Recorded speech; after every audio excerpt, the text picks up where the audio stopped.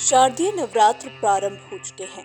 माँ भगवती की आराधना के ये 9 दिन भक्तों के लिए उपासना, उपवास और माँ की भक्ति में लीन रहने के हैं। नवरात्र के दूसरे दिन माँ भगवती के ब्रह्मचारिणी रूप की पूजा होती है।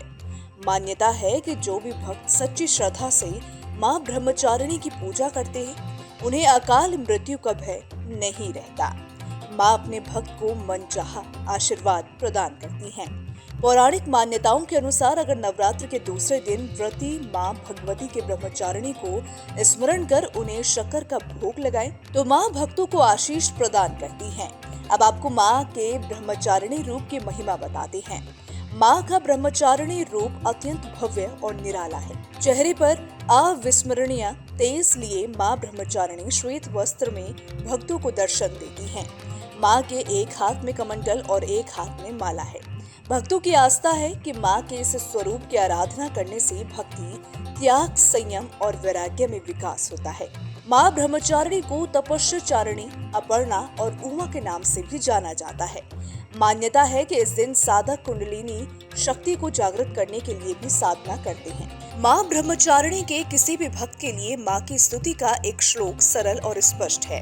माँ जगदम्बा की भक्ति पाने के लिए इसे कंठस्थ कर नवरात्रि के दूसरे दिन इसका जाप करना चाहिए।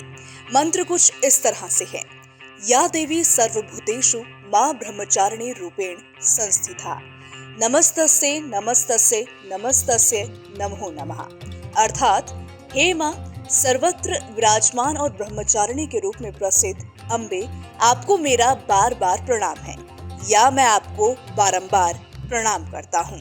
नवरात्र के दूसरे दिन जो भी भक्त इस मंत्र का जाप करता है, माँ ब्रह्मचारिणी की कृपा उसे सर्वत्र सिद्धि और विजय की प्राप्ति होती है। पूजा विधान के अनुसार इस दिन ऐसी कन्याओं का पूजन किया जाता है जिनका विवाह तय हो गया है लेकिन अभी शादी नहीं हुई है। मान्यता है कि इन्हें अपने घर बुलाकर पूजन के पश्चात भोजन कराकर वस्त्र, पात्र आदि भेंट किए जाते हैं।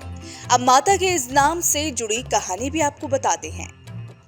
ब्रह्म का अर्थ है तपस्या। माँ ब्रह्मचारिणी को ज्ञान और तप की देवी कहा जाता है। मान्यताओं के मुताबिक पूर्व जन्म में माँ ने पर्वतराज हिमालय के घर पुत्री के रूप में जन्म लेकर भगवान शंकर को पति के रूप में प्राप्त करने के लिए कई हजार वर्षों तक कठिन तपस्या की थी। इसी कारण उन्हें ब्रह्मचारिणी के नाम से जाना गया। अब आपको पूजा विधान बताते हैं। सुबह जल्दी उठकर स्नान करें और साफ कपड़े पहनें। इसके बाद माता रानी को पंचामृत से स्नान कराने के बाद माँ दुर्गा के आगे ज्योति प्रज्वलित करें। इसके बाद एक हाथ में सफेद फूल लेकर माँ ब्रह्मचारिणी का ध्यान करें और माता रानी को अर्पित करें। इसके साथ उन्हें अक्षत, कुमकुम और सिंदूर भी चढ़ाएं। माँ दुर्गा को सफेद और सुगंधित फूल अर्पित करना शुभ माना जाता है। इसके साथ ही आप माता रानी को कमल का फूल भी अर्पित कर सकते हैं। इसके बाद माता रानी को भोग चढ़ाएं और सुपारी अर्पित करें। इसके बाद 3 बार अपनी जगह खड़े होकर घूमें और बाद में आरती करें। इसके बाद अनजाने में हुई भूल चूक भी क्षमा मांगे और प्रार्थना करें। इसके बाद सभी में प्रसाद बांटे। Team news nation.